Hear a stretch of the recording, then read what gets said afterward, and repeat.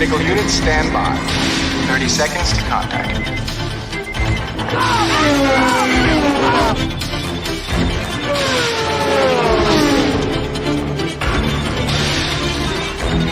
20 seconds.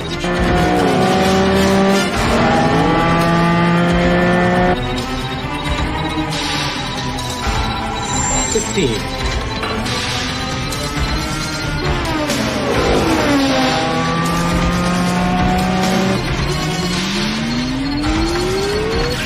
10. 5.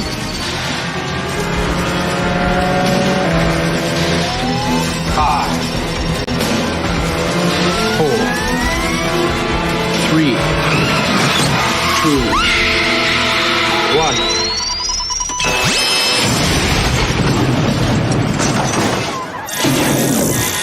1. We got him. Let's go.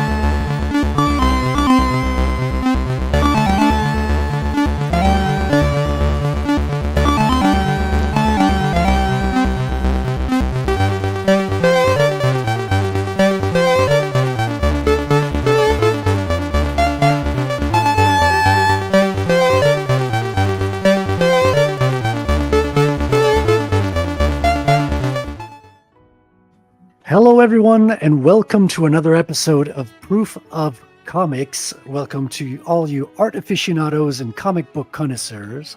I'm your host, Frederic Guimont. I almost have a hard time pronouncing my own name because I kind of switched to French when saying my own name. We have a very special guest tonight. We have author Alyssa Hael. Welcome, Alyssa. How are you doing tonight? Good. So, good evening, everyone, except for Corey Barton, who's up in Australia. So good morning, Corey. How is your day going? I hope you got your cup of coffee there. And thanks for joining us, as always. We're also joined by Wrangler from Frequency Studios. How you doing, Wrangler? A whole lot of hola. What's going on? Yeah, and Lord Otter is here with us. I am a derpy otter. Frequency Studios, is that your clone there? You got an extra? Yeah. It's a count off the same email. The whole reason I use Wrangler and not Frequency Studios is because when I set up the live streams, it would attach to the Wrangler account, but I could not get it to attach to the Frequency Studios account. So I go with Wrangler instead. Well, there you have it, folks. You heard it here first. And Corey Barton has now attained his #1 crown in the chat. You got to keep it up. Got to keep Come on, it going. speed run that chat contest. You don't want to lose that crown. Sequence break it. It's a high status. How you doing, Corey? Happy to see you as always. Corey is a very famous artist from Australia who's done artwork for Otter here. Moi. Yeah.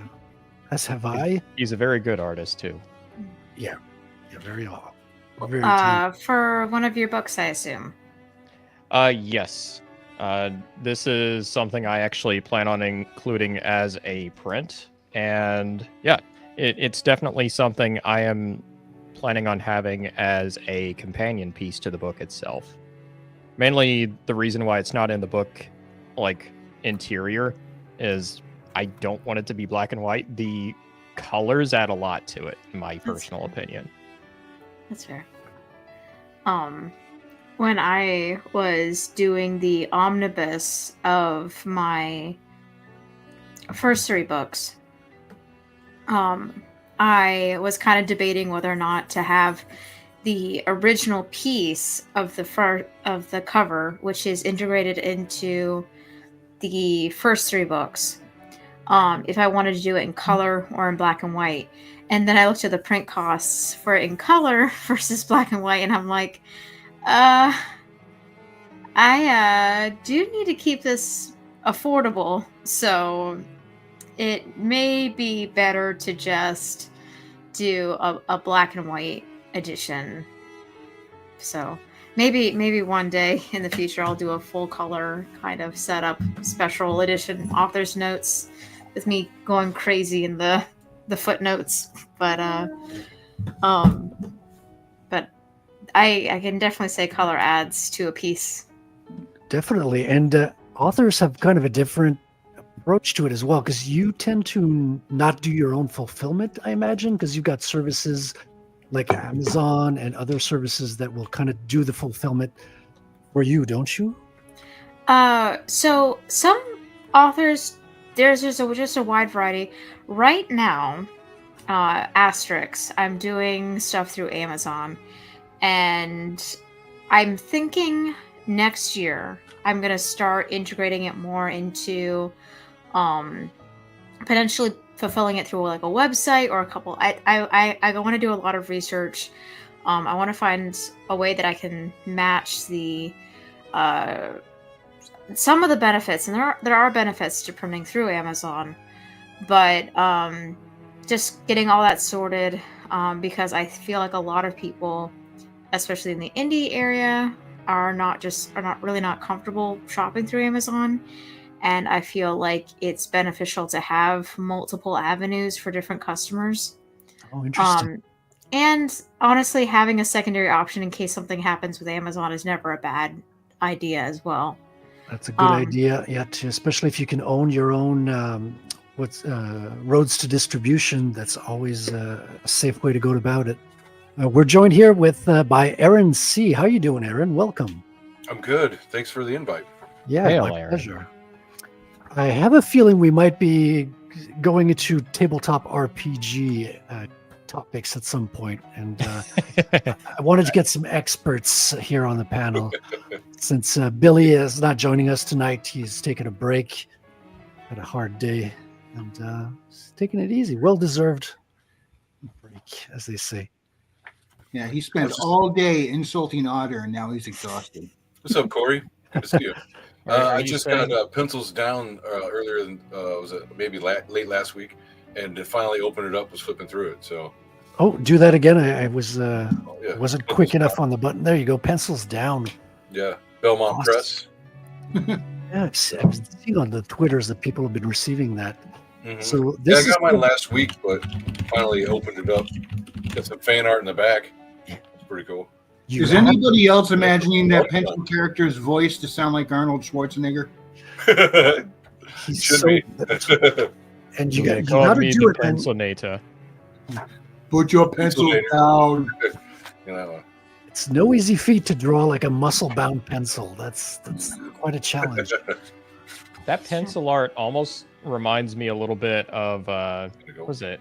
Why am I blanking on the name? Garbage Pail Kids. right? Oh yeah. That's what that is. Yeah. Yeah. There's a little bit of the tick in there too. I feel like in the Yeah, a bit of the tick in there. Yeah. Spoon. How about not in the face, not in the face? Anyways, yeah, it looks like a fun book.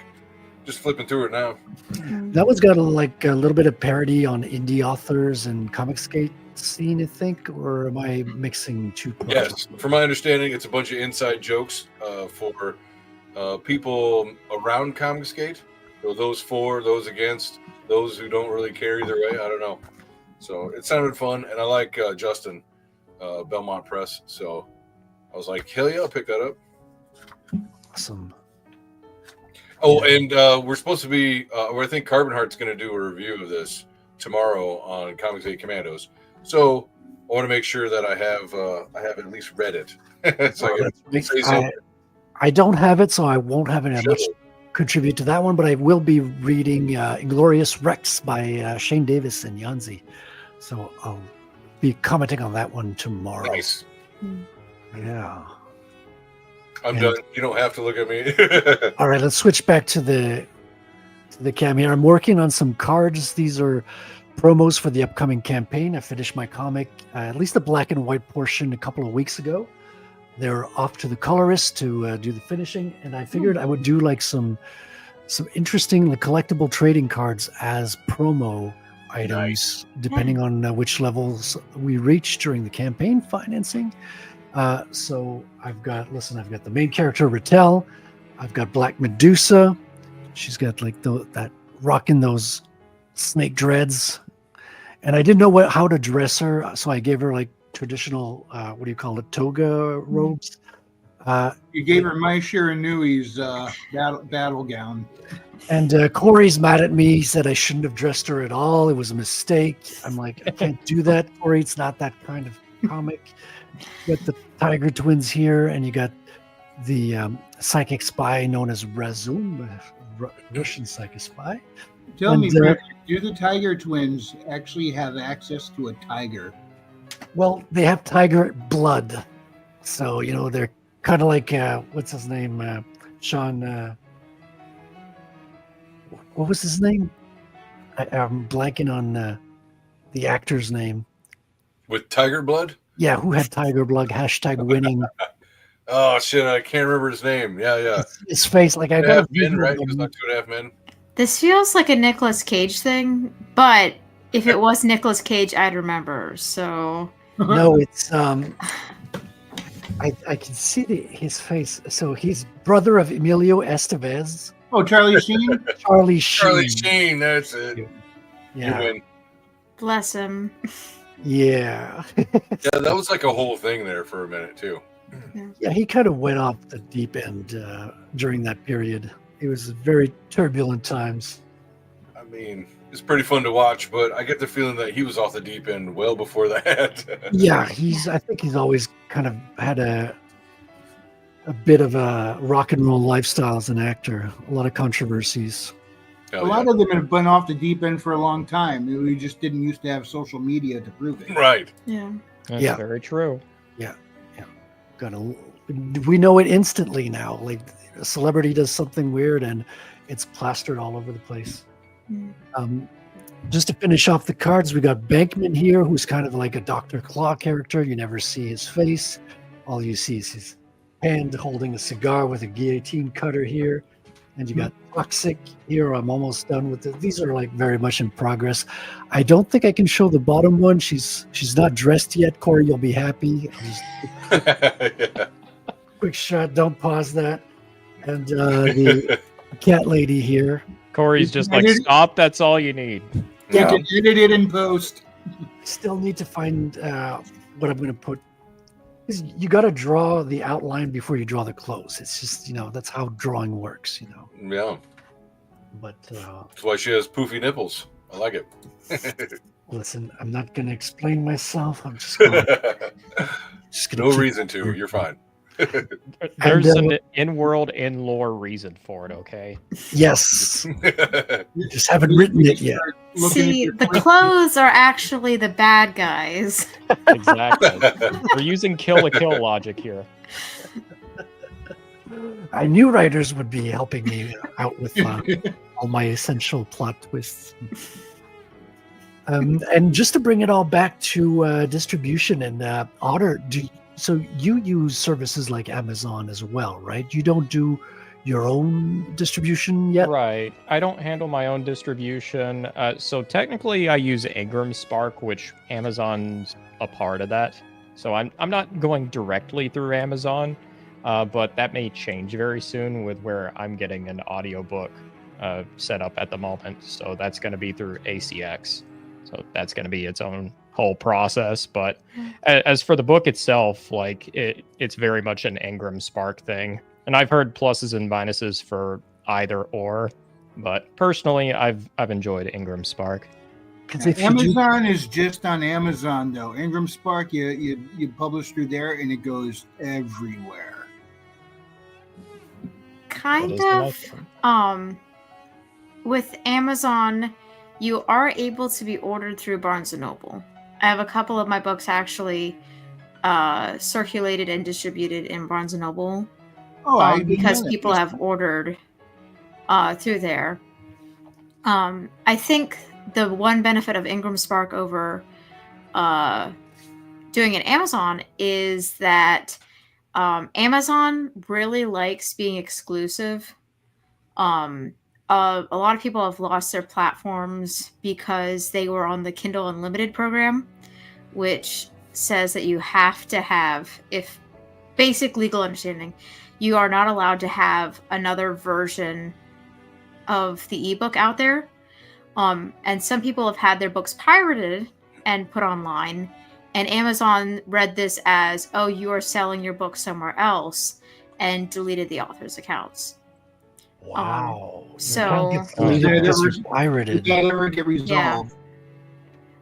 It's usually like AI kind of things. I think she got her stuff back, but this was years ago, so I don't know off the top of my head. Now that being said, there is a large chunk of people that only read through Kindle Unlimited. So, or that's the majority of their reading. I've had one person comment saying, sorry, it's not on Kindle Unlimited, I'm not going to be able to read it. So it's always something to be mindful of. You have to look where your audience is. Amazon has worked out pretty well for me so far. But I don't know. There's just a lot of people have started bringing up things. It's like, these are good points. So I was actually discussing that last night with Herman P. Hunter, aka The Hedge, and mentioning like I haven't. My only ebook version is on Amazon. I don't have an ebook through any other publishing platform, and so it came to the realization, if I don't have it anywhere else, I might as well use that, agree to that exclusivity to get the bit of a push. I put it on the Kindle reader. The problem is the terms can change like midway. Like Otter, aren't you getting kind of a bit stuck with your audiobook situation with the terms changing on Spotify and things like that?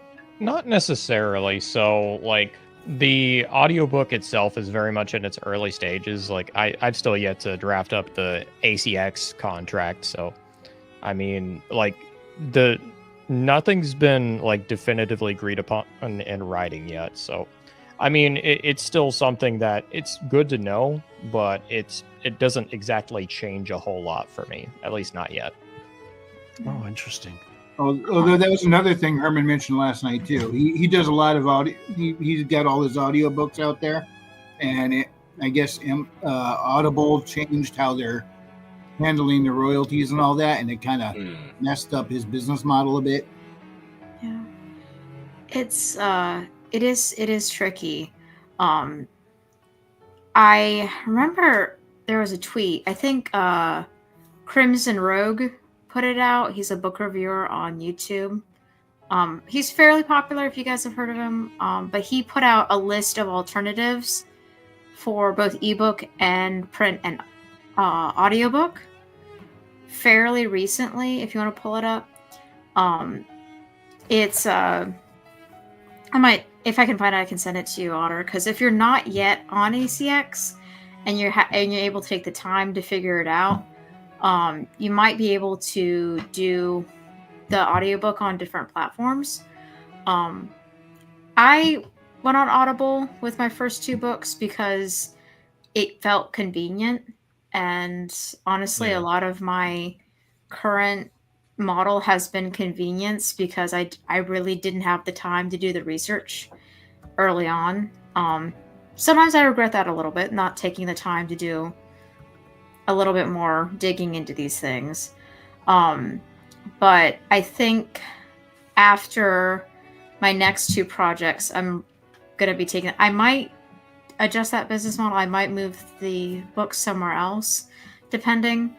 But again, Audible is one of the biggest platforms in terms of reaching people. So it's like, I hate to say a lot of people a lot of normal people don't really think about that sort of thing. And I don't want to say that they don't care. It's just like it's not really something that comes to their mind. So if a majority of your audience is on Audible, it may still be worth it in some ways to continue on Audible if that's where the majority of people are listening, or that, or Spotify or Apple. But it really comes down to figuring out where your audience is, I feel like, because if it doesn't matter if you're making a higher royalty percentage if you're not getting traffic naturally. That was about to be my point, which is sorry. like, oh no, you're fine. My overall stance on it is like, don't get me wrong, royalty percentages are important, but this is also something where we're talking pennies on a dollar or two or three. And like, I don't know how royalties is for you all, but per copy sold, I don't make a whole lot of money. It's more group aggregate like sales where you're starting to see that profit roll in. So, I mean, it is going to affect that overall total, but it's like, I think the overall viewership is more important long term than what royalties are in the short term, unless they're just that damning. So you're a lord, so you get royalties. Does everyone have to be royalty to get royalties? Or Well, of course. Okay, see, It's the law. that's the way it works. Yeah. And I'm a passenger princess, so that's how I get my royalties. My husband does not let me drive for some reason. I'm a very good driver. I don't know why he would say something so hurtful, but He sounds like a wise man. Don't worry about so you can. wow. It's a very healthy caution. Wow. The funny thing, never mind. That's a completely different side story. Uh-oh. 3 days in to us dating, his car gets totaled because he was in an accident. But oh well. Oops. It's because I made fun of his BMW. It killed itself. Well, BMWs are definitely meme worthy. So Yeah. Why would you make fun of a BMW? It's a great brand, German engineering. Yeah. Well, German okay. engineering. So here's what it's happens. not a Wrangler. Second date, I get into his car. I look down, and the lights. You know how when you open the doors, the lights will shine on the ground sometimes. It was a BMW logo, and I looked at him and I said, "Is this the Supreme shirt of cars?" Wow. Second date, and literally like a day or two later, he calls me. He's like, "Yeah, I was just in a car accident." Oh no! Which is horrible. I think he just like secretly sold it and like, could not admit it. So he's like, "Yeah, I better like pass it off as an accident, Yeah. it'll sound better." Well, the worst part is that he got a Subaru Outback, and literally after he tells me this, a meme comes across my Instagram feed from a page called Middle Class Fancy, which is my favorite. It's talking about how a dad talking to his son about like people who drive Subaru Outbacks, little old ladies versus really cool guys. And it was like the count is 100 little old ladies and 2 really cool guys. I couldn't send it to him because he literally just been in a car accident after he made fun of his last car. And bought a new one. What are you going to do? Like make fun of every car he buys? I sent it to his brother actually because I knew I couldn't. I didn't want to test the relationship early because we were in this like 2 weeks in. Pushing the limit there. Subaru's So understandable. I sent it to his brother instead, and he immediately sent it to him. Of course. So, Like a brother should. yeah. Got to keep So- you in the know. You're going to need to have another car accident. Just in case. I may be biased, but tell him I said he should get a Jeep Wrangler. Mm. I think he'd really like that advice, actually. So did his brother like come back to you and was like subtly, so what kind of cars do you like? No, no. The Subi is still alive and with us. So, and it's paid off. So we're not getting anything new anytime soon. So That's part of a car is when it's paid off. yeah, yeah. But we did meet playing TTRPGs, which segueing back to probably why we got on this live stream in the first place. Hey. Because you've been playing for a long time, right? You were brought up. You were brought up right. You were raised right by a dad who taught you. Was it Dungeons and Dragons your first game? He's or? a Castles and Crusades Yeah. dad, to my knowledge. So the funny thing is, I have 4 sisters, which basically meant he had a table of 5 available. So that's the perfect size party. So one of my earliest memories, I think I was 8 years old, and we were playing Castles and Crusades. And I remember taking the player's handbook or the core rule book or something to sneaking it. My dad probably knew.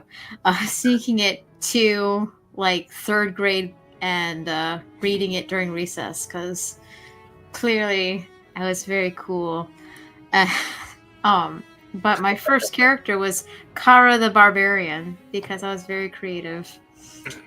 Hey, that's still a better name than what my first character name ever was.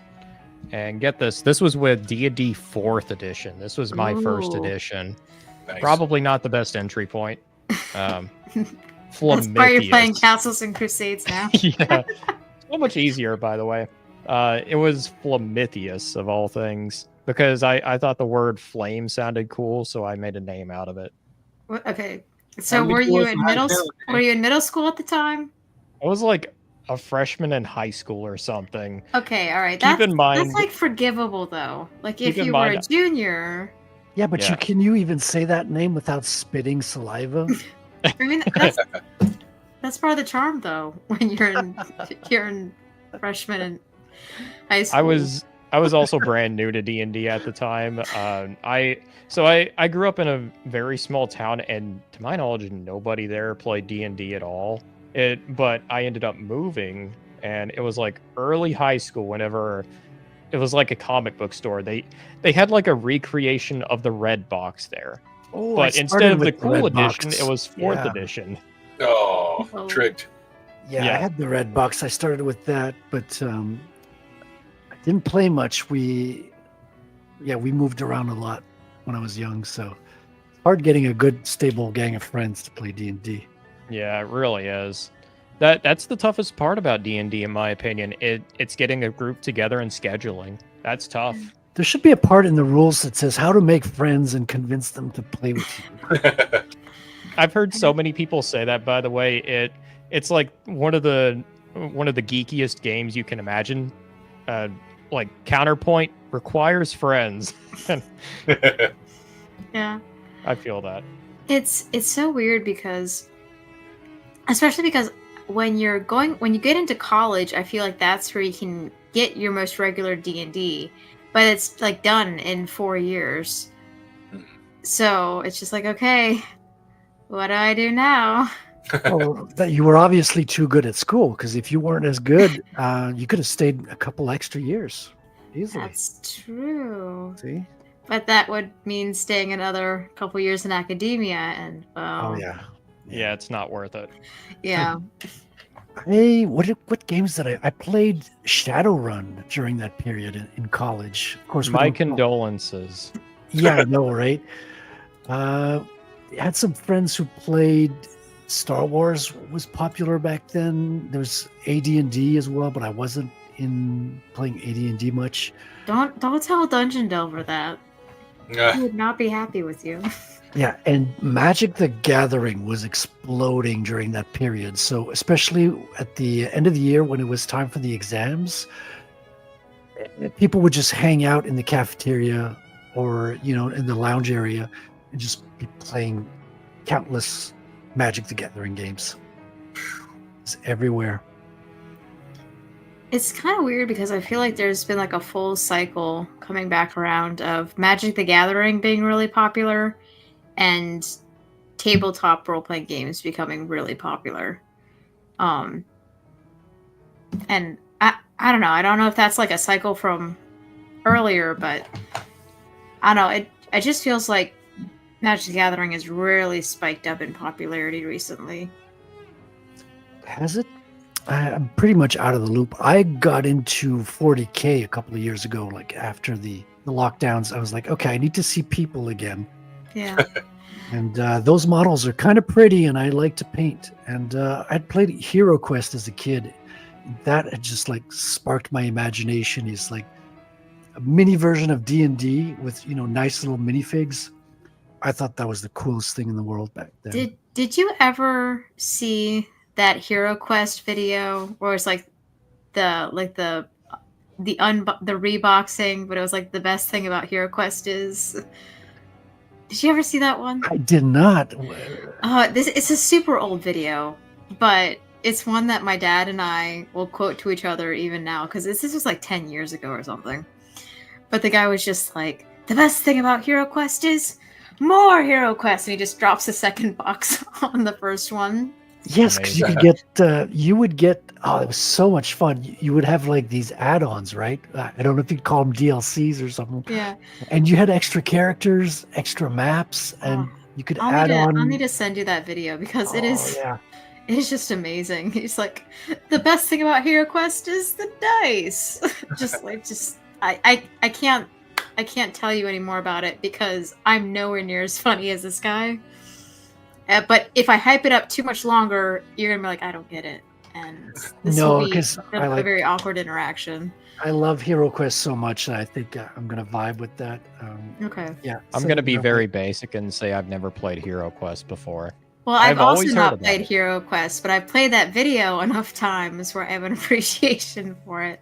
Oh, I see. When you say Hero Quest, are you talking about the same one I'm thinking of, which was by Sierra, and then Heroes Quest 2 was actually called Quest for Glory 2 instead? I'm talking about the big box game with like the giant barbarian going like on the front cover. It's not a video game, Wrangler. It's a minifigure game on a board game. For a lot of people, it's kind of like their gateway drug into D&D. Yes, because you'd have a board basically which had rooms and hallways and no doors, and you had a booklet with different map sets. In other words, you have different missions. And once the DM would place the first door and you'd go through it, and then he would slowly reveal where the other doors were once you made your way through the map on the board. And so basically you'd enter the door and you'd see a room, and then he would populate the room with, library, table, chairs. A lot of tiny furniture.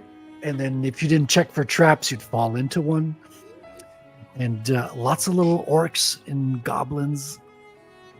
And you had one big gargoyle. I gotta ask, can you equip a 10-foot pole to check for traps? It didn't go into like heavy detail. Come on. That's like one of the best strategies. Yeah. Well, that's why it's the gateway drug. Everyone was just like, yeah. I need a way to check for traps. If only I had a 10-foot pole. And then D&D was like,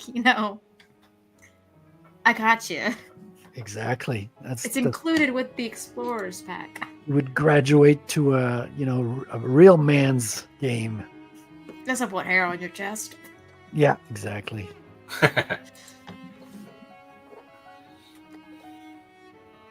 Also, speaking of the whole tabletop RPG conversation, I've been recently looking into another virtual tabletop since most of our games are online at the moment.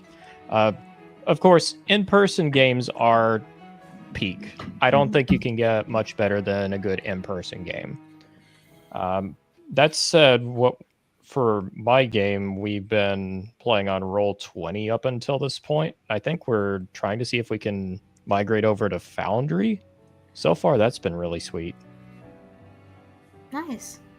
I think I may have played on Foundry once or twice, but I'll be honest, I I'm usually like a live kind of person. It's kind of hard for me to. I don't know if it's I don't think I have ADHD because I haven't been diagnosed, but it's sometimes really hard to remain focused when it's like staring at a screen for 4 hours after I've worked all day on the computer for however many hours. No, I completely understand what you're talking about. Yeah. There's the aspect of mental fatigue that you definitely have to keep in mind. So I'm sure there's some of that with my games as well. We have break time to pretty much like counterbalance that a little bit, but yeah, mental fatigue is definitely a factor. Yeah. Yeah, my table's been kind of messed up lately. I've got maybe, I guess right now we have 4 players, because one is kind of dropped out for work reasons, and we've missed a couple of games. But for the past few months, I guess two of my players now live in Hawaii. So and the second one moved out there just a few months ago. So now we have less people at my house. There's just a couple of people come over instead of 5. So I don't know. It's just really weird trying to get in the mindset of they're on Discord and we're just chatting, and it's very different. It breaks it changes the whole vibe of the table. Yeah. Yeah, definitely. Where everybody can focus in. Instead, they might be messing around. Sometimes my current DM likes to play a video game every now and again. He'll be like, "Oh, I got to check my stuff in Final Fantasy," and then the MMO, and then he'd be like, "Come on, dude, are you playing or what are you doing?" So it's just kind of trying to wrestle people in. And then as soon as it's at my house, people walking around and kind of distracting them that way too. It gets annoying. I prefer when we were all together. I miss those days. Yeah. Yeah, we had less distractions back in the day. We were bored in the 80s, man. It's like there's a reason we got around and played with our imagination. There's nothing on TV, and we had no video games yet, or the video games were Atari level games. Which you required even more imagination. I will say this: video games have caught up in a lot of ways, but not completely. You're not going to completely replicate the tabletop experience. No, but no, we have gotten close. Or the theater of the mind. Get real. Very true. Yeah. The Baldur's Gate 3 was pretty good. I did a little bit of Pillars of Eternity, and that was also very, very well done.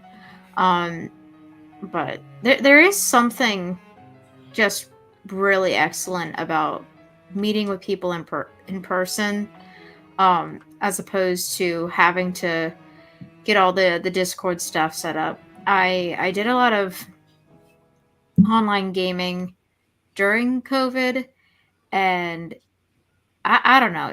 There was a lot of fun to be had, but I feel like there's also a lot of room for misunderstanding people, especially if you've never met them. And I think that's another aspect of online games, is that you could do an entire D&D campaigns with people that you've never actually met before, which I feel like can bring its own challenges to the table as well. Yeah, if you're not, and I found this even with previous friends, and this is probably a tell on me as well, but it's if you're not completely comfortable just kind of being yourself around a group of people, your D&D game or Pathfinder game or whatever it is isn't going to be as fun as it could be. Yeah. Yeah, I feel like that's why a lot of people we'll have people sit in on games before they join, or just to kind of make sure all their energies match or that kind of thing. But I don't know. It can be pretty difficult. I even remember when I first started gaming again in person, and I went, like most people did, went to my local comic book shop, and it had been so long since I actually had to like deal with people in real life that it was kind of not telling on myself a little bit. It was the first time I went We there. can all relate here. You're All right, saying. all right. Safe. This is a safe space.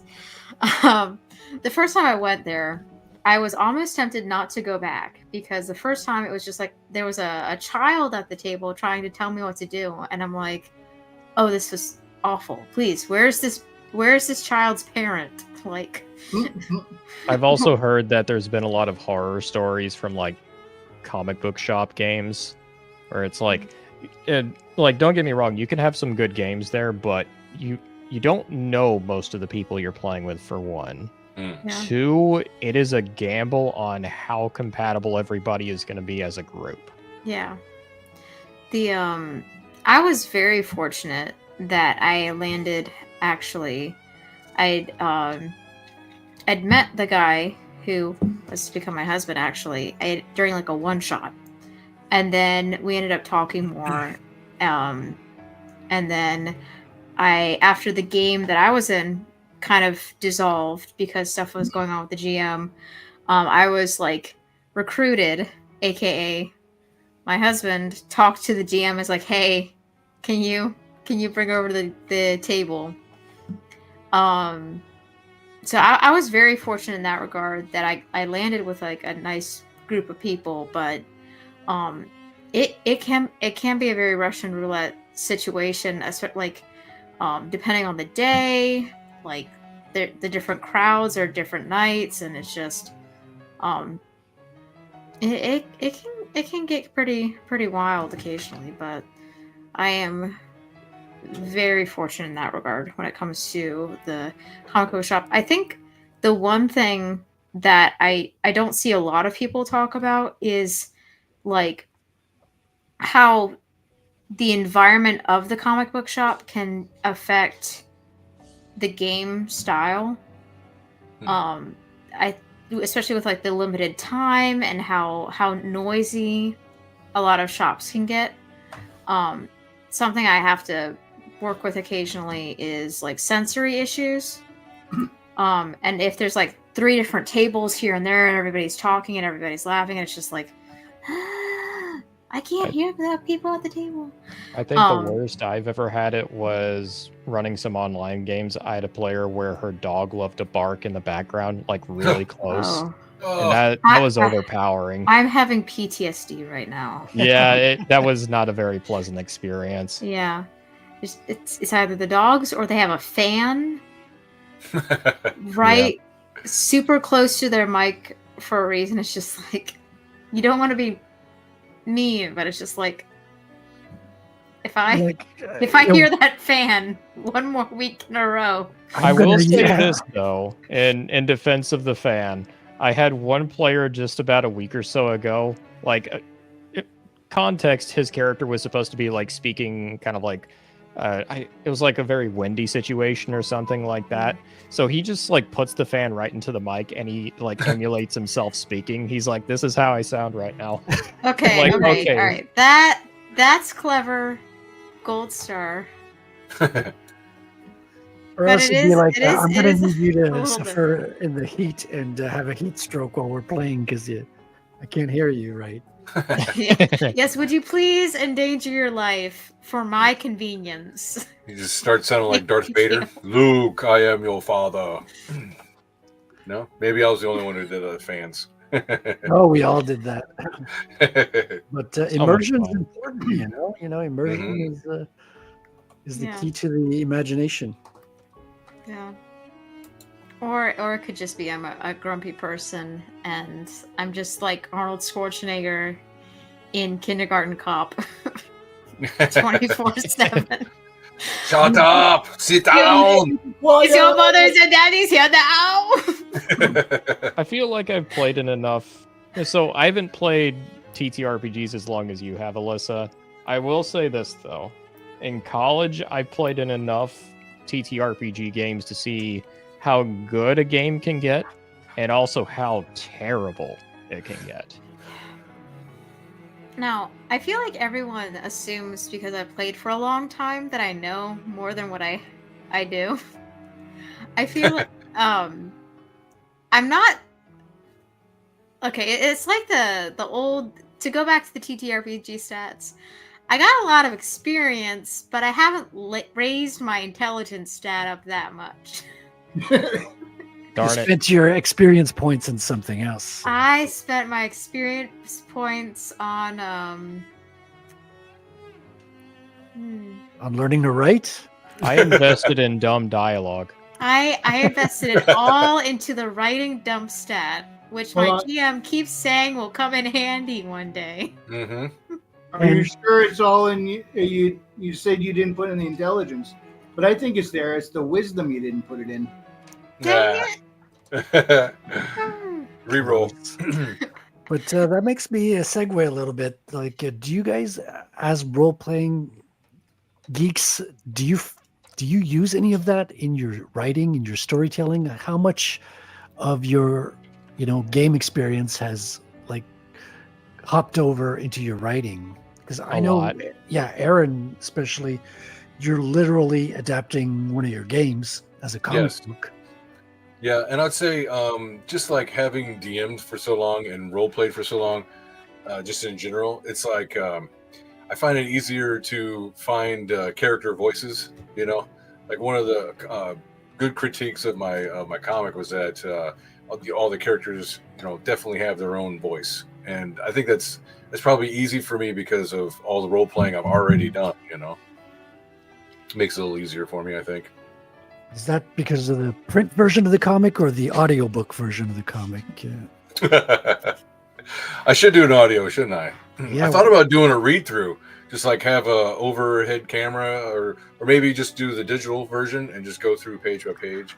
Oh, speaking of which, we're read going it. to need. I was trying to picture what an audiobook version of a comic book would sound like, and Can I we- was just picturing like one of those versions of the movies that they play on TV sometimes, where it's describing it for like blind people. Yes. Have you ever seen that?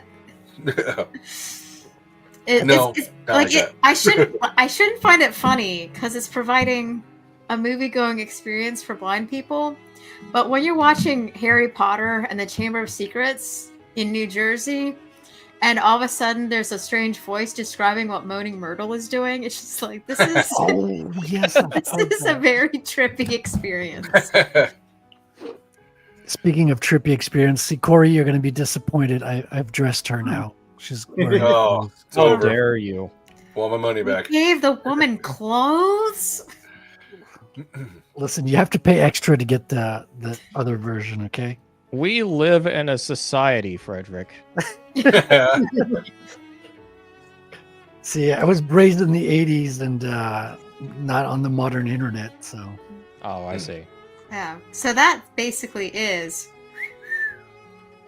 Yeah, she's good at Yeah. I mean, you still get some naval honor. It's not all bad. Like, Yeah. I mean, yeah. I mean, there's the tease, Yeah. Yeah, Corey's like, wow, what the... Hey, extra. Corey just leaves the stream. Yeah, I know. I make him mad every week. He's like, yeah, I told you not to put clothes on her. It's like you did extra work for going backwards in quality here. In fairness, you guys were like drawing against each other there at one point for like different player characters. Yes. May I remind you of the piece he did for me? Oh, yeah, the blue lady. Oh yeah. Yeah. Oh, yeah. I got the card as well. Oh, let me make you bigger here. You could give us Whoa. another shot. That's Corey's blue lady.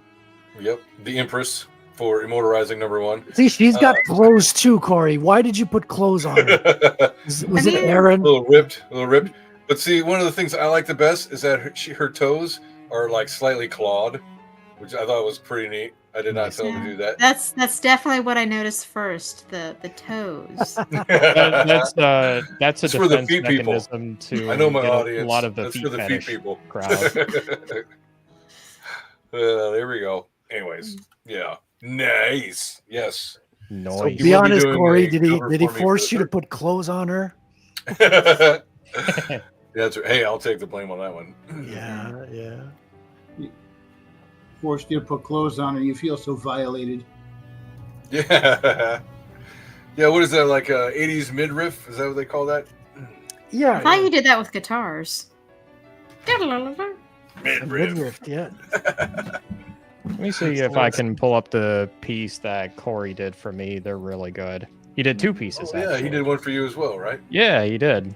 And yeah, this is definitely something I want to include in as a print and an omnibus, because it's like full on fan service. Like that's all it is. I wanted to ask you that earlier. So how are you going to manage including a print if you're not doing the distribution?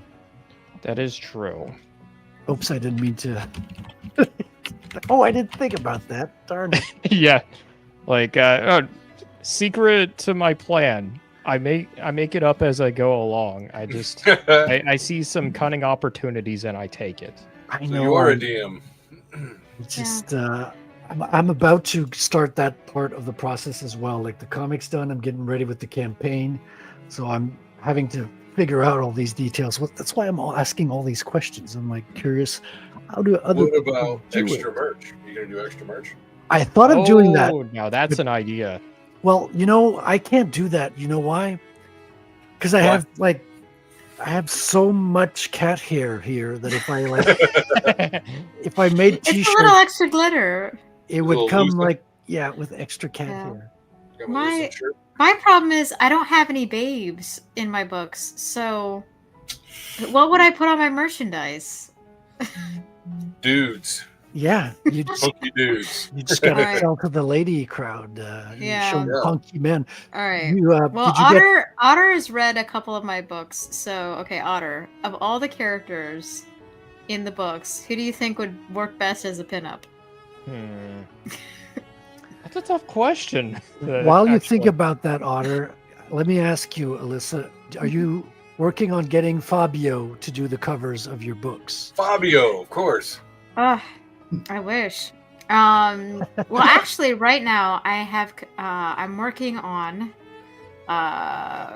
putting aside some money to commission a piece of art from Lucy Erb, who's on Instagram as Luna's Fairy Emporium. She did the artwork for Among the Juniper Trees, and it was just really gorgeous. That's I'm actually working on the sequel now.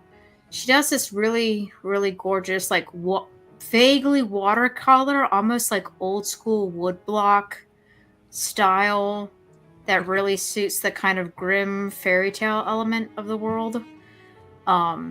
So unfortunately, not yet. But I may have questions. But when I can afford to do better covers, I might do some re-releases of. Yeah, I'm sorry. It's I have no babes in my books. Yeah, you just lost Corey there. Yeah, he's out. Yeah. Frederic, I've got the image if you want to go ahead and share it. Yes, so I sorry, got it Corey. right here. You said grim All fairy right. tales, right? Yeah. How was There it? you go. How was it like This grim is a fairy- full-on fan service piece, mind you. This is very much a marketing tactic. I've seen that What? one. Yeah. Oh, I love her toes, man. They're really good. Yeah. See, I told you I know my manicure. audience. Oh my god. I've told you about this before, Alyssa, but Yeah, no, I've uh, seen this one. this character wasn't originally intended to be sexy. It wasn't intended to be sexy, he It's says. by accident. Not at Not first. I Not think, at first. I think she's just his waifu. Oh god.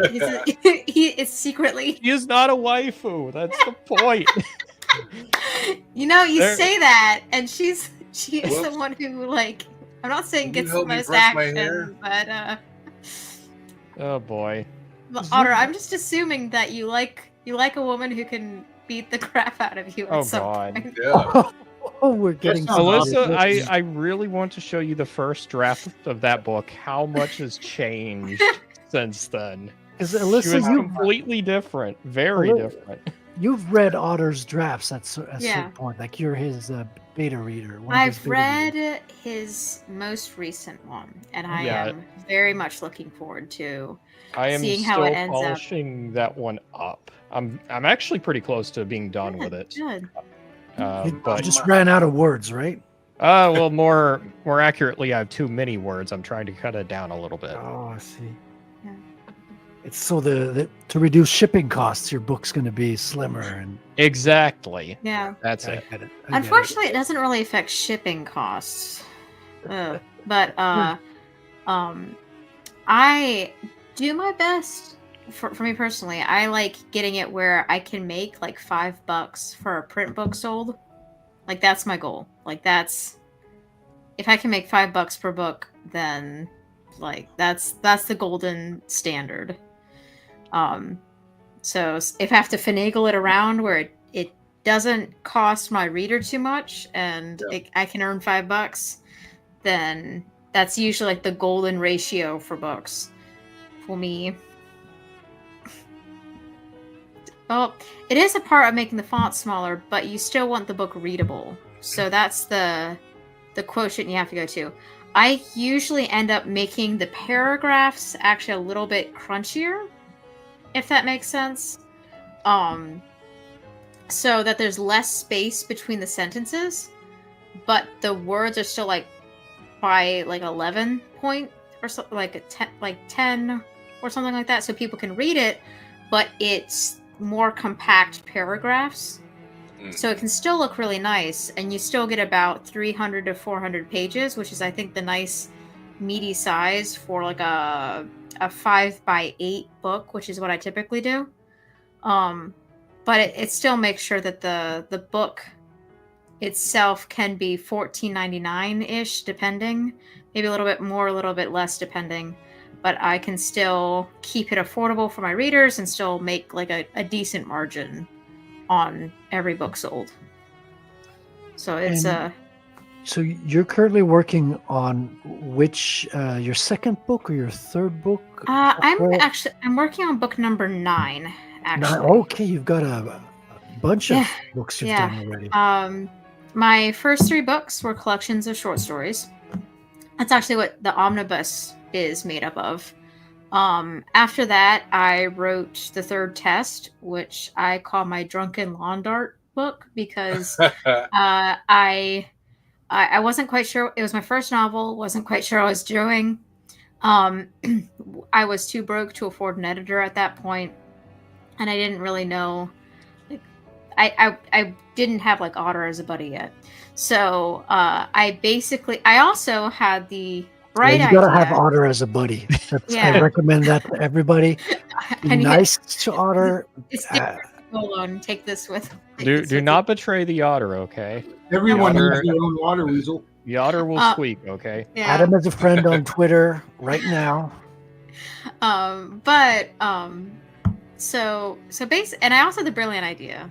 Like, bear with me. Obviously, I didn't put a lot of my stats in intelligence. I finished editing the book after I got home from a convention and immediately reset at 3:00 in the morning because I just was so full of vim and vigor, I guess, that I did that. It was my most popular book and probably my most flawed book at the same time. You want to know what that reminds me of, by the way? What? I think it was Stephen King. He had like a similar setup before he wrote the first Gunslinger book, the first Dark Tower book. Just like release it into the world at 3:00 in the morning. Yeah, exactly. Yeah. But after the third test, because the third test ended up being my most popular, but it also kind of bombed initially on release. So I was like, okay, this is not working. So let's pivot to Among the Juniper Trees. Can you elaborate? How is it more popular if it bombed? Like, what's the distinction? So when it first released, it did not sell at all electronically. Okay. So I didn't have a live event until January, and I had released it in September. Oh, actually, I didn't have anything until December, and it launched in September, like early September. So I was like, okay, no one's buying this book. And I was like, okay, well, obviously this is not something people are interested in. And then I was like, okay, I gotta move on, gotta think about my next project. And then I found out, I'm going to be the horror featured guest at MarsCon, and guess who's going to be the guest of honor? Larry Correa. And the theme is going to be monsters. I cannot be on a panel with Larry freaking Correa with 4 books and claim to be the featured horror author. That's not how this universe works. So I was like, okay, well, let's write a 5th book. So over the course of October, I wrote To Those Who Haunt You. Wait, you wrote a book just because you were scheduled on a panel with another author? That I could be on a panel with another author. Oh. So wow. it's a very small book, and that actually became one of my most popular because it was a small, like, chapbook sized book, maybe like 70 pages at most, but I could sell it for $5 at a convention. And the $5 is like $5 essentially. Mm-hmm. So, and like you can sell like them pretty easily at cons, or they're great add-on items. Like, even if people aren't entirely convinced of buying a full book, they're like, $5. What the heck? It's the price of a drink, practically. Yeah. So, wrote that. By the time I had got to my December convention, which is Ocean City Comic Con, and then got to MarsCon, people actually started really liking the 3rd test. So I was like, okay, people are liking this. That's great. But I'm already like midway through writing Among the Juniper Trees. So people were like, when's the sequel coming out for the 3rd test? And I'm like,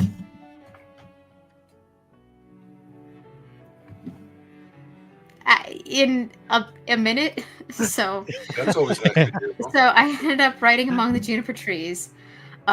It's actually kind of underperformed in comparison to the 3rd test, which, I mean, it's fine. I spent more money on it, but it's fine. I've seen tons of space pirate memes. A lot of them you've started, but I've seen it carried through like X and Twitter and everything. Yeah. So now that was book 6. No, 5. 6. Yes, 6. Among the Juniper Trees was book 6. Then after that, I started work on the 2nd initiative, which just came out in July. And now I'm working on Beyond the Juniper Trees, which is the planned duology's end of the sequel for Among the Juniper Trees. And then after that, I am scheduled to do a project with Horde Wars, which I'm very excited for. It is a D12 based indie TTRPG company. DM Blackwell, right? Yeah. I'm gonna write 6 stories for him, 6 to 8, and then that's gonna be in a collection. And then after that, go back to the world of the 3rd test, write that 3rd book. Then after that, I think I'm gonna sit down in a comfortable chair and figure out what I'm doing with my Wait, life. you were standing up all the other books? Yeah, that's true. It's a standing desk. I'm actually standing up right now. I'm just that short. But so I'll have if the schedule is correct, I'm gonna have 11 books out by 2027, which is wild to me. Yeah, that is It's crazy. also, yeah. I heard. If you think that's crazy, there was one gal I know named Katie Cross, who absolute beast. She was a guest of honor at a convention, and I was parked next door, and I got to pick her brain. But she is like, she does like a. Last time I checked, she was like releasing like a book and an audiobook a month. Like, dang. And she's married and has like 2 kids, and I'm like, how do you probably do writing that? to get away from her kids and husband, you know? Yeah. I gotta lock myself in here. I need a minute. But apparently she just has a really tight schedule, and it's like, okay, now that I'm gonna be a mom in January, it's like, okay, well, I gotta get beyond the juniper trees done before the baby gets here. Because once Oh, the baby gets congratulations. here, thanks. Once the baby gets here, my brain will be completely turned to mush, and I am not going to be any place to write anything new until I hopefully get started on the short stories, which will be a nice little change of pace from writing novels for a bit. I do miss writing short stories, but we'll. Sorry, that was a full 5-minute I liked it. villain backstory. No, that's listen, that's what Yeah. we're about here is content, you know. Yeah. It's about the drama, you know. Yeah, but And I wanted to ask you, what's the challenges between like writing full novels? Because you said at first you weren't used to it; it was something completely new. Like, what have you learned about writing novels versus short stories that like you can't find in a book? Like, what have you learned on your own, kind of doing it? So one thing I've noticed, and I will always advocate for starting with short stories over a novel if you're absolutely new to writing, because I feel like a lot of new writers want to write the great American novel, multi-part series, and then they get lost in the forest for the trees and never actually finish the first book. Like they overplan, and I think that short stories allow you to refine and like just write something. And I think that we as creatures are very like dopamine driven, where we like having that like success kind of thing. So the great thing about writing a short story is that in an afternoon you can complete a project and gain a level of, I call it writing muscle. But it's like a level of confidence that I finished something. I started a project and I finished it. That I think a lot of writers need, because they just get so hung up in that first draft or those first couple pages. And if all you're writing is a couple pages, then you're all good. But the difference between writing a short story and writing a novel is almost the difference between running like a 100-meter dash and running a marathon.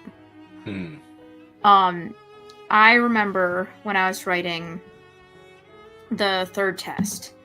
I remember calling my mom one night. I was about 9 months in, and I called her and I said, I really hate this book. I hate these people that I've been trapped with in an elevator for 9 months. And she was like, well, I would just say put it aside and like think on it and come back to it later. And I'm glad I did. Obviously. But when you it's why, again, I recommend short stories before novels, because if you're a couch potato who's never run a marathon in your whole life and you go straight from being on the couch and go straight for the novel, usually you're probably going to fail because you're not used to using your muscles to begin with in those shorter projects.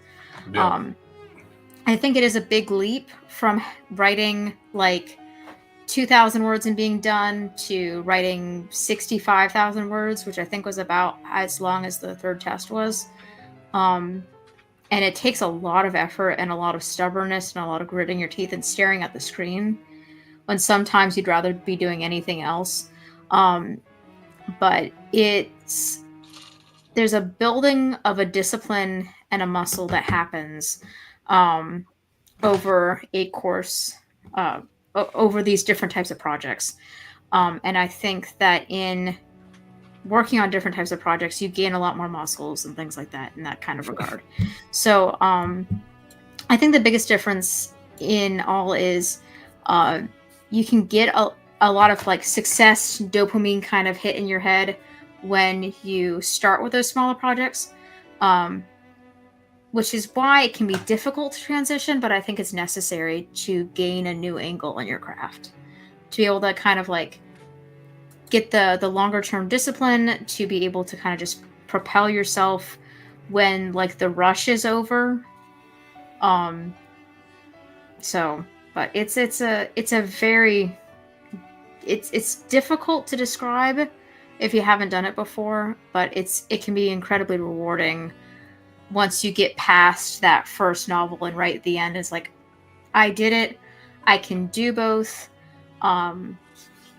It's going to take me time before I'm skilled in both, but I am capable of doing both. And that brings a whole new level of confidence to your next project, whether it's a short story or a novel, I think. I absolutely agree. For me, like, and I've heard this is the case with a lot of authors, it's that first book that's the toughest, or one of the toughest at the very least, because you're learning a whole new skill, and you're falling into a lot of the same traps that every new author goes through. And hell, I remember whenever I finished Curse of the Star Raids, like, I know a lot of writers talk about how they were like, and how they said they felt like invigorated once they finished that book and everything. With this being my first book, finishing it, I was like done. I was like, I'm just gonna sit down for a while. I didn't know how to behave, and it took me a while to get out. Writing standing up. That's so weird. It took me a while to get out of that rut, honestly. Well, it's because he's an otter. He has to stand to reach the keyboard. Oh, that makes sense. My Frederic gets his best writing done on the toilet. Oh, I see. That's why.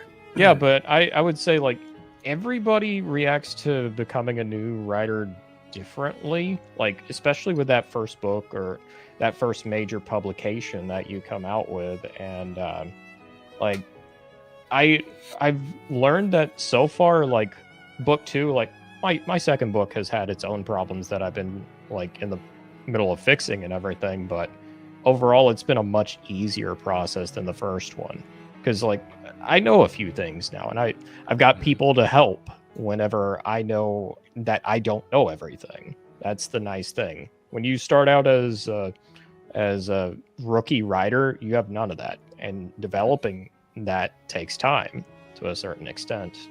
So I don't know. Thanks for listening to my TED Talk. Did you find your second novel to be easier, Alyssa, than the first? Or was it as much of a challenge in a different way? It was. Every novel that I've written has presented an entirely different challenge. Like, I'm on my third one now. So the first novel I wrote, I didn't really know what I was doing to some extent. So a lot of it was trial and error and figuring it out, and kind of just remembering to go back and like read other books to remember how books work, if that makes sense. With the second novel, it was kind of an odd sort of bittersweet moment of, as far as I know, the book my first novel had failed. And I was I didn't really have a lot of reviews, so I didn't know quite what was wrong with it, if that made sense, or why it didn't work. So I was going into Among the Juniper Trees kind of, I don't want to say defeated, because that's a little melodramatic and a little theater kitty, but there was kind of a grim sort of, if I'm going to be a writer, I need to do this mentality going in. So I had to create an entirely different world. I was like, okay, you know what? I'm going to become more disciplined in my world building. I'm going to become more disciplined in my characters. I'm going to take the time. Your second book, sorry, I didn't mean to interrupt. No, I was you're fine. curious, was this your second book like a sequel to the first, or was it just a completely different? It was a completely different thing, because I was like, okay, this isn't working. We'll just set it to the side and build this entirely different world. And my second book, which is another novel, was a pseudo-historical book that was also like a very low fantasy.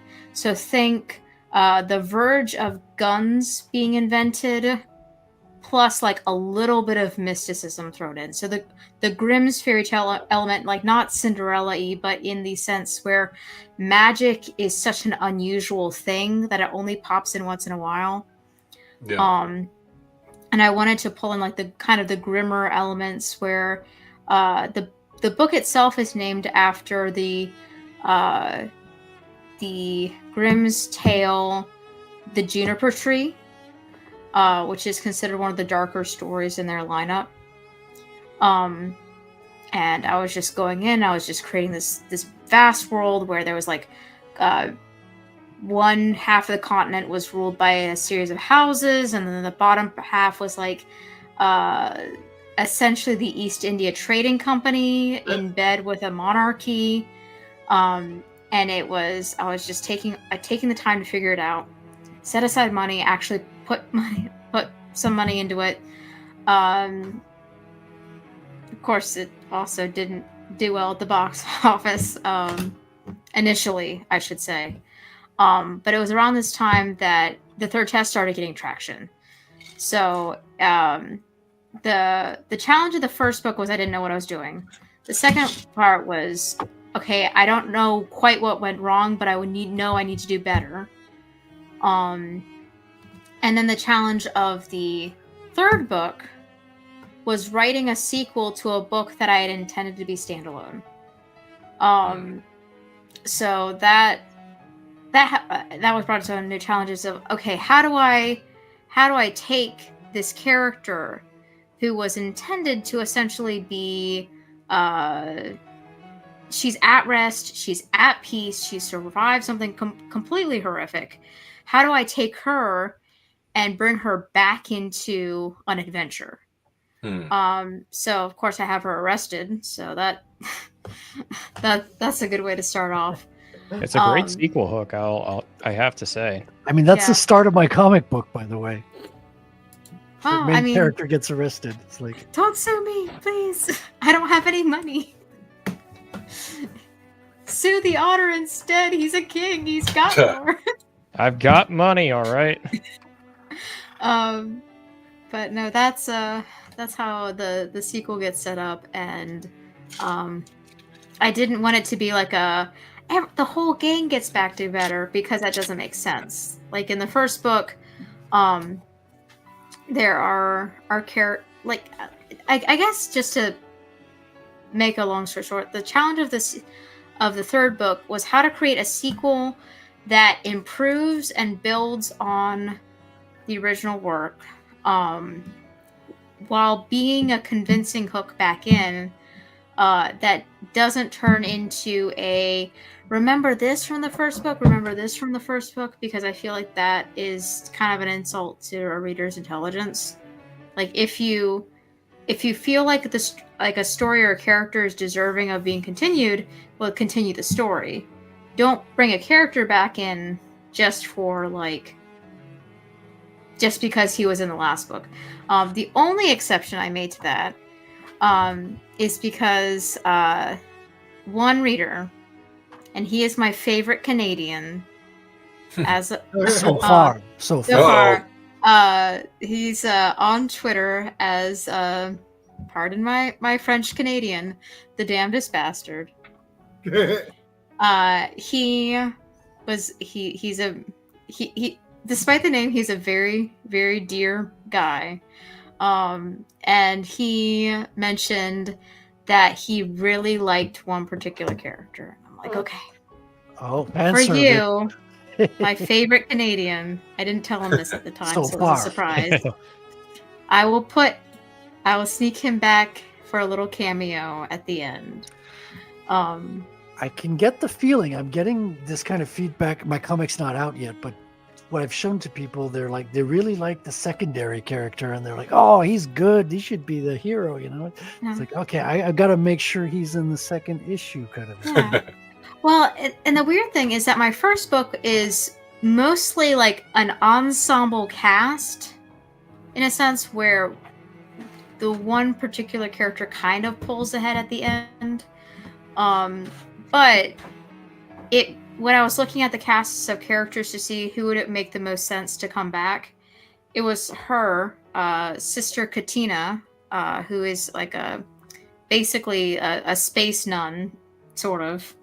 And the government bureaucrat, pencil pusher, Simon Novak, who is brought back in. So it made the most sense for those characters to return. So, comment Sava Canadians.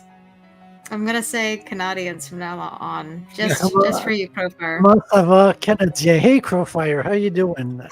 Arvid, I presume. How you doing, man? Yeah.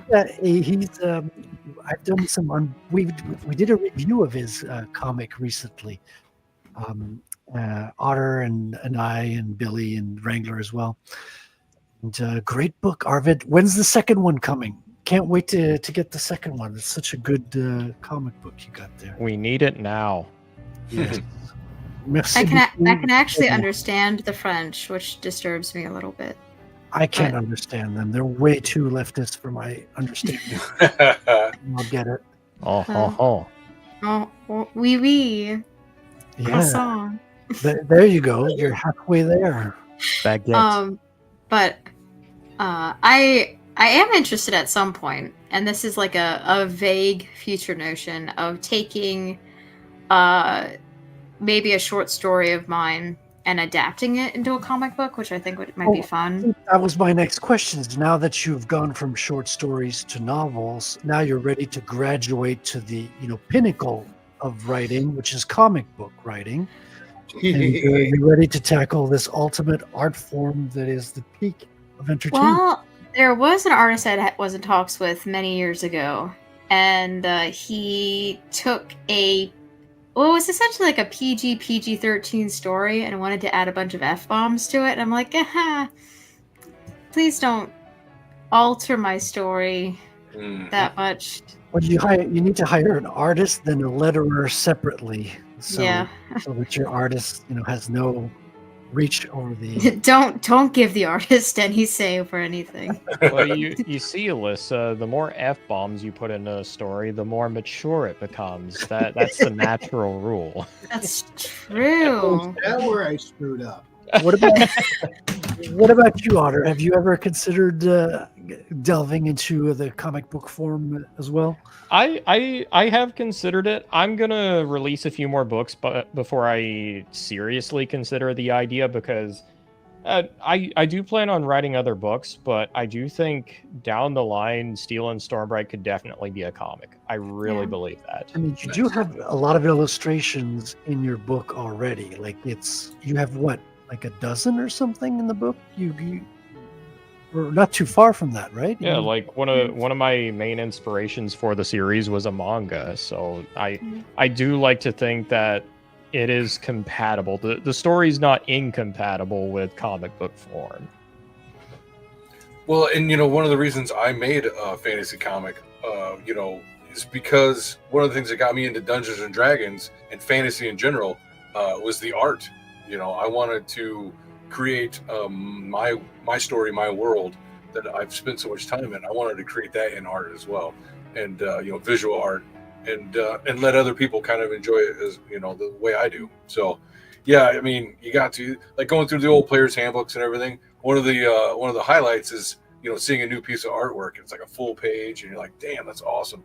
So it was an easy transition for me, like because I came to the point where it was like, do I want to do a novel? Do I want to do a comic book?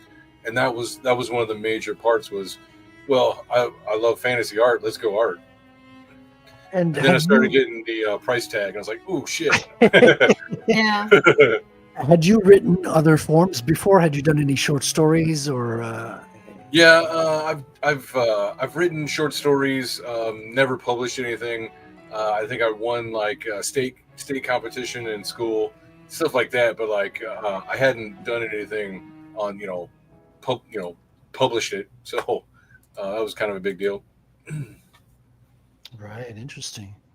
I'm kind of a jump in the deep end kind of guy. So Same. Yeah, I hear you. I mean, I'm a first-time writer here. Like, I've been studying writing at a distance. At a distance, it's a weird thing to say. But I've been, reading about it. I've written a lot of scripts that have never been published, never been fully formed before doing this one. But I'll tell you, I did follow one of your tips, Alyssa. I made sure I had Otter as a friend. And it's paid off so far. Like, I've gotten some good feedback from Otter and Billy, and Patrick, who's also another writer who's gone into comic books as well. So it's useful because, I mean, despite being able to catch some of your own mistakes, there's always things you're not going to catch yourself because you're kind of blind. You know the story so well in your head that it's hard to know when things are missing. Like, you can see when things are off, perhaps, but when things are missing, your mind will fill them in because you're so familiar with the story, and you need a third person to see that. The secret to my writing is this. For my first published novel, most people seem to like. I do not attribute that to any real skill. Any real skill. I lucked out with beta readers and proofreaders, not hired editors, but beta readers and proofreaders. That's what really helped me out. Because when somebody gives you their frank, honest opinion about it, that spurs some amazing ideas. Nice. Similar position here when I wrote the third test and I had a beta reader come in. He mentioned to me offhand that one of the people that who's in the antagonist group but isn't really an antagonist, a young man named Alyssa, he said he reminded him of himself when he was brought up in a certain sect of the church that tended to be a little bit more cult-like. Not to get into any specifics. But when he said that, it kind of like triggered the thought of, why don't I look into, as I develop into the second draft, like cult mentalities and things like that. I ended up watching a documentary series on the Jonestown stuff. Oh yeah. Which was it wasn't a pleasant watch, and it was very thorough in what happened. And when I went back to the next draft, I focused in on the main villain, a woman named Jaya, and started to apply some of the characteristics from why can't I remember the name of the guy from Jonestown Massacre? What is it? It's past my bedtime. I don't remember either. Like Reverend Jim Jones. Yeah. Jim Jones, yes. I started applying some of the characteristics and the mannerisms that I caught of Jim Jones to Jaya. And a final reader went through and said that Jaya actually reminded him of Kingpin by the end from Daredevil. So I was like, okay, that's probably the best compliment I can get. I think the book is ready to go. Yeah. Yeah. Kingpin. I have a hard time getting Kingpin out of my head with my villain here. Like, I call him Bankman. My superhero is a Bitcoiner, so the natural enemy is the banking system. So it's central banking. It fits so well. I thought it's very simple, but it seems apropos. So, is George Soros the big bad evil guy? I've thought about it, but I don't know how like international it's going to get. Like, I'm kind of keeping it in Montreal. I find having it a localized setting is kind of like helping me to keep things manageable. But who knows when it's going to go? I'm keeping it open. Like, I like to have it as a serial story, whereas I want each issue to feel complete, but kind of leave you with a little bit of a hook for the next one. Yeah, definitely. I know one bit of writing advice, and I got this from Razor Fist actually, and it's really solid writing advice and it's helped structure a lot of my stories too, which is starting strong and ending strong. Like, you're basically starting a chapter like resolving a question, and then you're ending a chapter by proposing a new one that wants you to keep on reading. I had to change my whole intro because the first second draft was very weak opening pages. And at some point I clicked, I was like, no, I need to be hooking people right in. Like, I don't want the first pages to feel like a chore. I want you to be all in straight with the action in the beginning. So that's why I had the police arrest him on page 1. And then I can do a little bit of a flashback and show you, okay, this is what this is what it leads to, and such and such. Also, don't feel bad about it, Frederic. I've been there. I think a lot of creators have been there, especially with their first project, their first major project. Yeah. Yeah, and I feel like the I personally love going back to Vonnegut's rules for writing a story. Where he says to start as close to the end as possible. Mm-hmm. And then to, he has like a list of 10 rules, but I think the ones that stuck to me the most was, write to please one person, because if you open up the window to the world, you'll get pneumonia. Yeah. You try to appeal to everybody, you appeal to no one. Yeah. Yep. And then I don't remember. And to respect the time of your reader. He says it in a lot more eloquent way, but the gist of it was to basically treat the time of your reader as if it was your own. To not waste it and that kind of thing, which I feel like in a world where we have constant distractions and constant entertainment options, the fact that your reader is choosing to take the time to read your book overall. Now, this usually leads to me underwriting, which means I have to go back and fill things out a little bit more. But I have found that writing shorter books, or at least ones that are a little bit more sort of punchy, if that makes sense, going into it, or just cuts out fluff and nonsense here and there, and getting right to the heart of it. I think readers like that, because I mean they've come back to get the next book. So Exactly. I think shorter books are making a major return. I mean, don't get me wrong, you're still going to have like a lot of, putting it in a pejorative sense, but I really don't mean it as such, phone book fantasy, like epic fantasy. You're still going to have that because like Robert Jordan is still big right now. Brandon Sanderson is especially big right now. So that's still an audience. But looking ahead, I can only see it gravitating more towards shorter books. Alyssa, have you ever had something you were working on and it just kind of expanded out bigger than you intended? I think that with the going into the sequel, the second initiative, I had to expand out in some ways.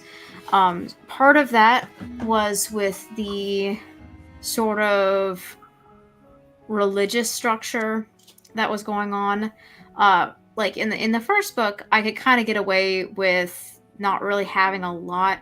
Like there's Mitriana and the father, and they're the two deities of this realm, and the sort of the creation story goes that when in the very beginning Mitriana made humanity against the father's wishes, and he wanted to destroy them, but she was like, please don't. If they continue to sort of stick to these 3 tests and pass them, then they can remain sort of alive. They will not be destroyed. So it was the test of creation, the test of mercy, and the test of stewardship. So the idea that they will continue to innovate and create and look to the stars and that kind of thing. And then the test of mercy: can they live in peace with everybody around them? Can they act with honor, that kind of thing. And then the final one, stewardship, will they take care of and maintain the gifts that they have been given? So for a standalone book like that works. But when you get to like a sequel, one that goes a little bit more in depth with that kind of thing, you have to kind of naturally expand more. And I think you got to fill in those blanks. Yeah, the obvious questions that would come up if all of a sudden this is there. Like you can put like a couple like how does that fit in with this? They're going to want to know. Yeah. Or expanding on the person. For example, in the first book, I had like occasional snippets of like the holy text called the Book of Light. And it's accredited to a writer named Brother Helios Crane. And it's just like, okay, so in the second book, who is this guy?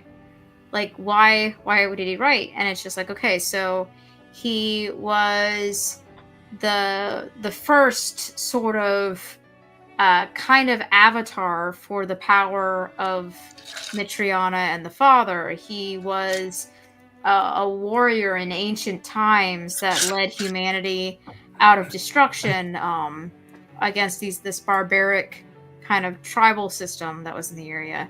And he died young because the power, like in his like 40s, because the power of the gods is not meant to be held in the body of men and that kind of thing. But his life is used in parallel with Katina's in this second book, where in the first book she's a teenager, and the second book there's a time skip about 5 years where she comes more into her own.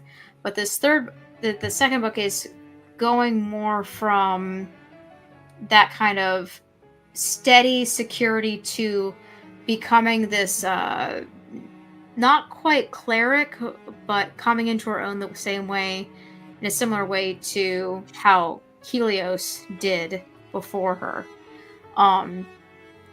So when you have that kind of like religious symbolism and that kind of thing, it's you have to definitely fill in the gaps of like what it all means and what does the afterlife look like to everybody? Like what does a demon look like? What does evil look like according to this system?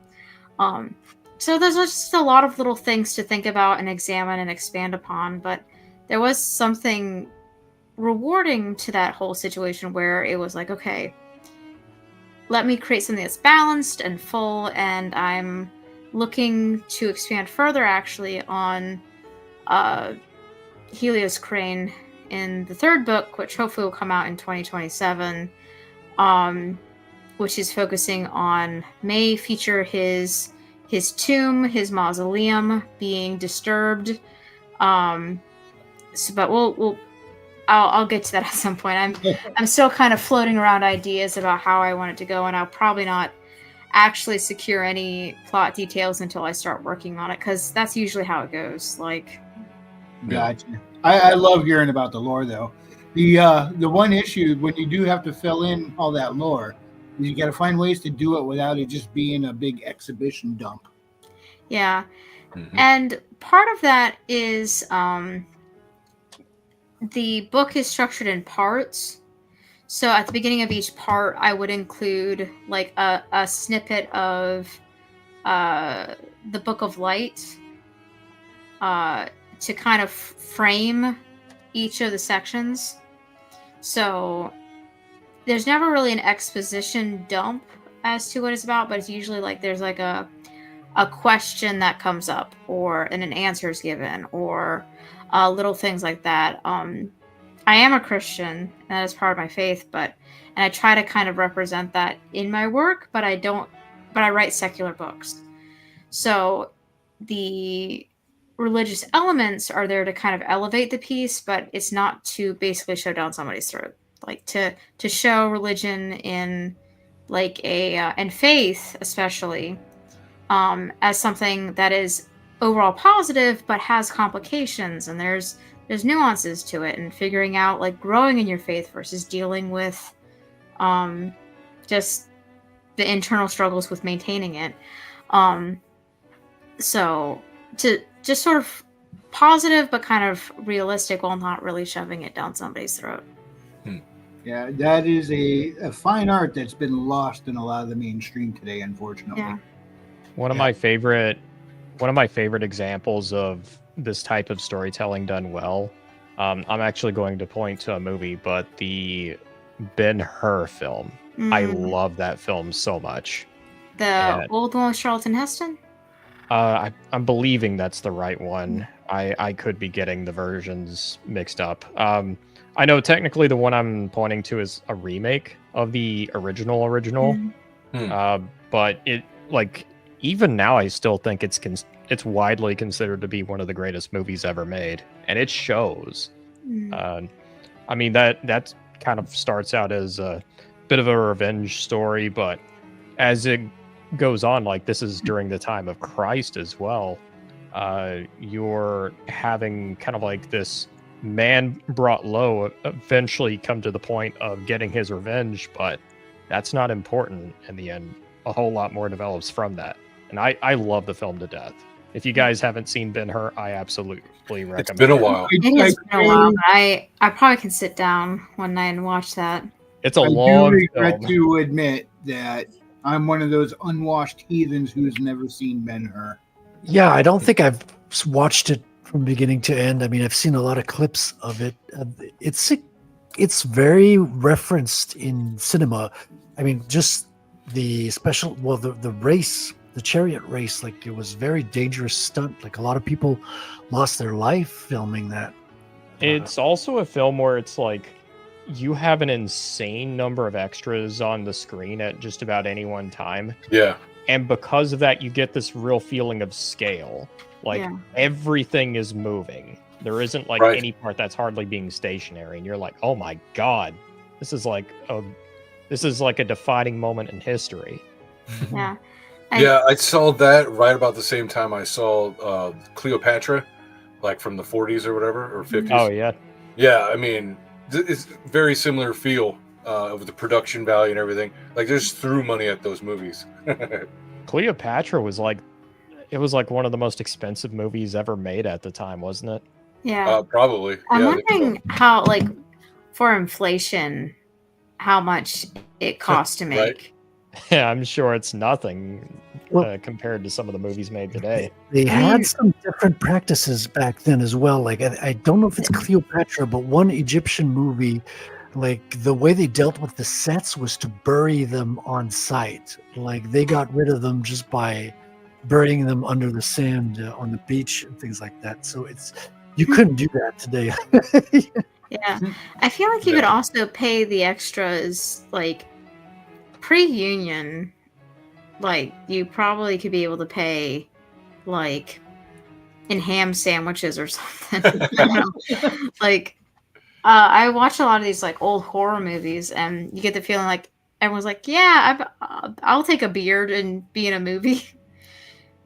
But I don't know. It also is kind of weird to me because I sometimes feel like some of those old movies where you could tell that they were just having a lot of fun, the acting sometimes feels better than when in like some of the newer movies where you can tell they're getting paid by like $1 million or something. Well, they were well trained back in the day. Like they took the craft seriously. And again, I think back then people were bored a whole lot more, so they tended to put more hours of practice into stuff, whereas nowadays we're much more distracted all the time. I'm not sure if they were even bored. What I think it was is they had a greater diversity of like skill set.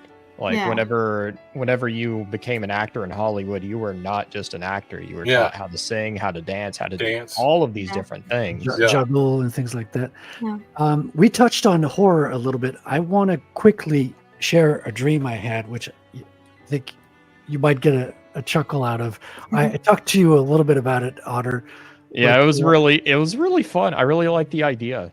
I just want to hear you guys' thoughts about it, because I think it could eventually become a horror movie, but I'm probably never going to write it. But I figured you guys were a good crowd to talk about it.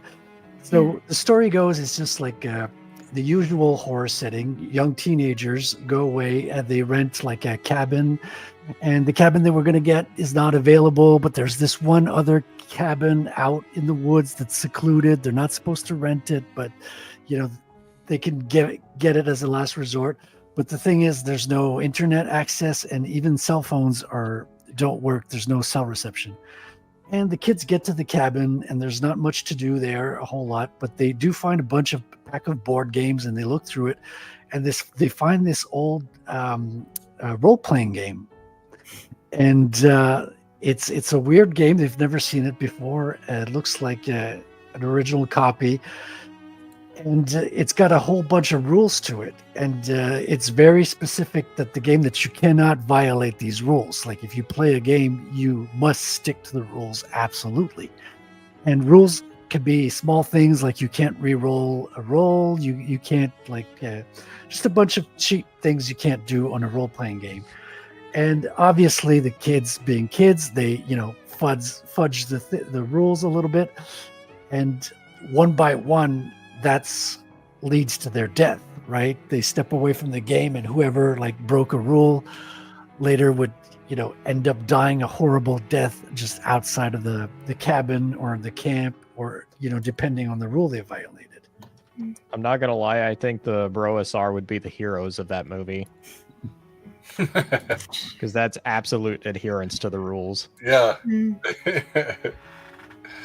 Sheldon. Hilarious. Or it turns out the Broasar is the killer. Yeah. Oh no! Broke the rules. This is how to win at D&D. Gygax would have wanted you to play this way. I'm not playing that game unless I get to bring some extra one-ups with me. And you can imagine the lead up, and there's just 3 players left around the table for the last stretch of the game, and they're all stressed to the teeth. All their friends have just died horrible deaths, but they have to see the story to the end, Yeah. So obviously it's not fleshed out, but I thought that's a good premise. That's something I like it. work with. It was almost like a horror version of Jumanji, except the TTRPG instead of a board game or a video game. Mm-hmm. Yeah. And that would open itself up to a lot more of the horror genre, just because of all manner of creatures that we're dealing with in these types of settings. I really want to just tell Sandy Peterson about this idea, because I think he would absolutely love it. Just be like, okay, here's the ideal Call of Cthulhu game, okay? And I just explained that to him. Do it. I mean, I would draw it as a comic if it wasn't such a side quest from my current project. Yeah. Do you guys get a lot of that, as you're working on your main book, that you're pulled with ideas that are completely irrelevant that come as a download one day? Absolutely. Yeah. Yes. It was pretty difficult when I was starting work on Beyond the Juniper Trees. The second initiative hadn't come out yet. So all I wanted to do was think about the sequel to second initiative, but I had to start focusing on a completely different world. And it was pretty rough, because I was like, well, I have all these ideas because that's fresh in my mind. It's like, no, we can't. We're not going to be able to work on that until 2027. I do have a slight advantage there, because any side things I got going on in my mind are pretty much all set in the same universe, just in different places with different people. So I already have all the world building and history and magic system worked out. I don't have to rework all that. But I mean, a lot of times I'm coming up with ideas that have nothing to do with the current cast of characters I'm working with. This is my current method. I only plan out just enough so I know how it ends. Everything from there, I'm going with the idea of what I've found in as being kind of like a DM for a campaign. It's a lot of it you're just kind of discovering as you go, and you never would have thought about it until it actually got there, and you're like, how did I didn't think about this. How is this here? That's really the question I ask. Well, guys, I'm at my end. I have got to go. I thank you for the link and let me join. Alyssa, it's nice meeting you, and I hope to see you around. So, all right, guys, I'll see you around. Aaron, Yeah. you cannot leave. Yeah, thanks for coming in, Aaron. It's always a pleasure to have you. We're about to end the show as well, but you're free to go. Are you leaving because Patrick just came in the chat? Is that Not at all? He's late, though. You're late. What's going on Yeah. your permanent record? Yeah. I thought that's why we were ending the show soon. He's feeling it. It's a personal attack. It's a personal attack. All right, guys. I'll see you soon. Later, Aaron. Thanks for stopping Later, by. man. man. God bless. God bless. All right. I think we have to play our anthem here. A little Sabrina Selena. Bring up the energy a little bit.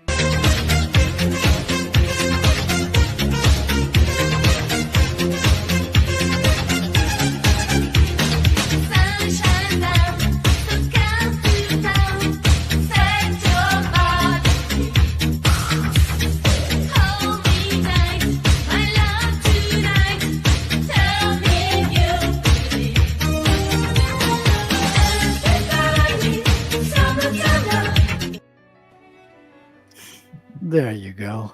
There we go. And that brings us to the end of the show. So we got a shill time, and here's a little shill time intro.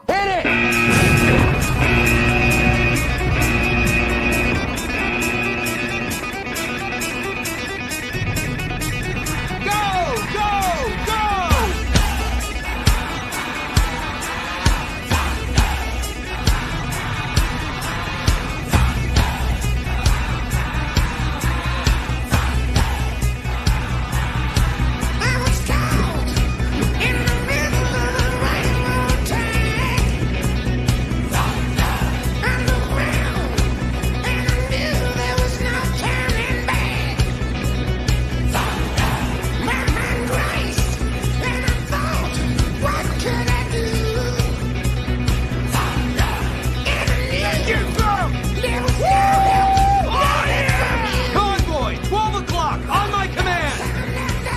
Deploy! Okay now.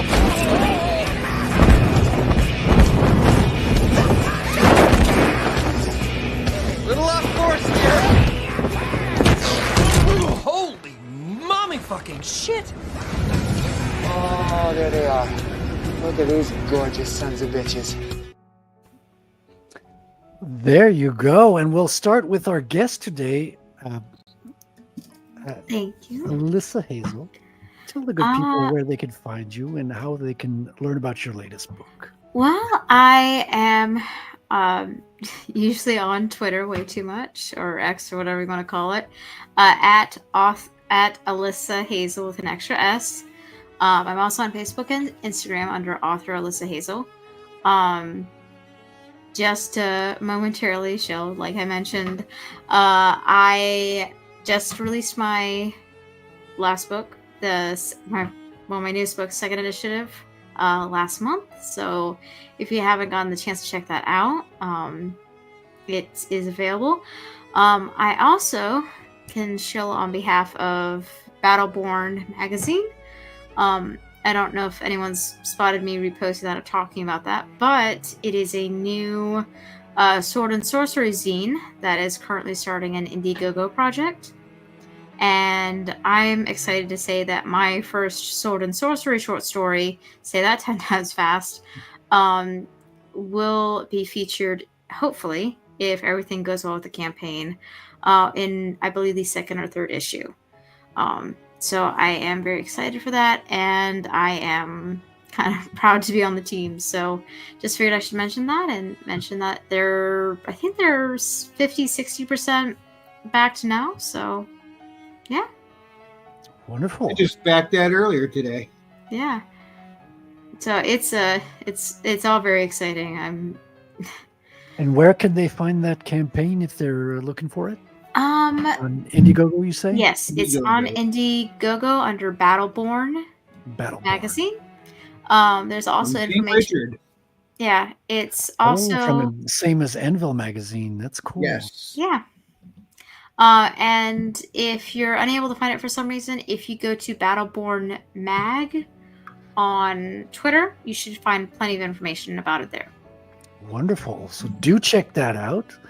And that brings us to Lord Otter. Lord R.R. Otter. Where can we follow you and find you? Well, hi, I'm an otter.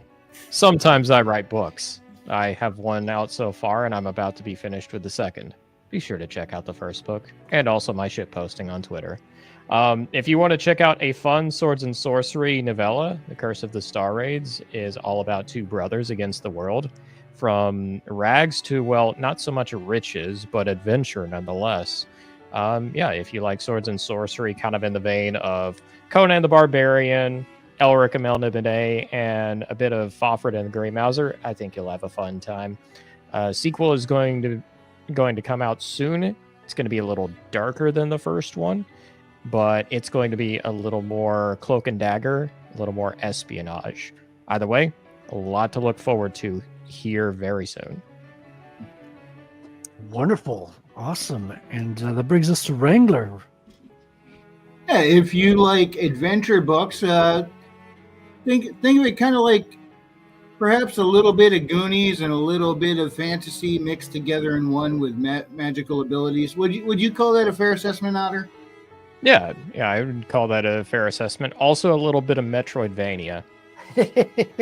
Just a little. Just a little. A smidge.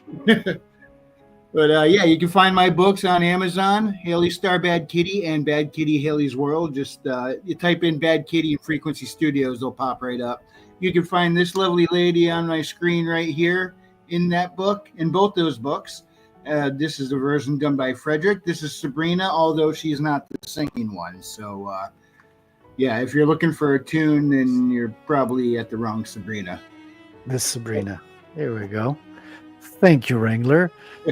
And I've been your host, Frederic Guimont. You can find my comic book samples and information at ratelcomic.com.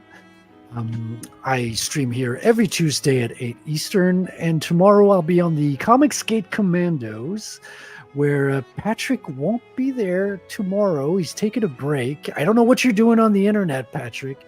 You should be taking a break. That was the understanding here. Does his presence here right now make you nervous? No, I'm just worried for him because he needs to relax a little bit because he's fulfilling his campaign right now. So I did one of the covers on his campaign. I'm looking forward to seeing how that plays out, as well as a little print insert, because we were talking about print inserts earlier, Otter. So do check Patrick's campaign, and tomorrow we'll be on Carbon's channel, Colonel Carbon, and that's where Comicsgate Commandos will be tomorrow. So that's it for me tonight. A warm thank you again to our lovely guest, Alyssa. Thank you for joining us tonight. And Omer just dropped the Battleborn link in the chat. Oh, thank you, Omer. You're not here drawing with us today, but you're here in the chat. So thank you so much for that. And come back anytime you want to promote anything or just join the conversation, Alyssa. You are welcome. Thank you. Thank you so much. And that brings us to the end of the show. Thank you, everybody. See you next time. Bonsoir. Bonne soirée. Au God revoir. bless. The sun has gone to bed, and so must I. So long, farewell, auf Wiedersehen, goodbye, goodbye, goodbye, goodbye, goodbye.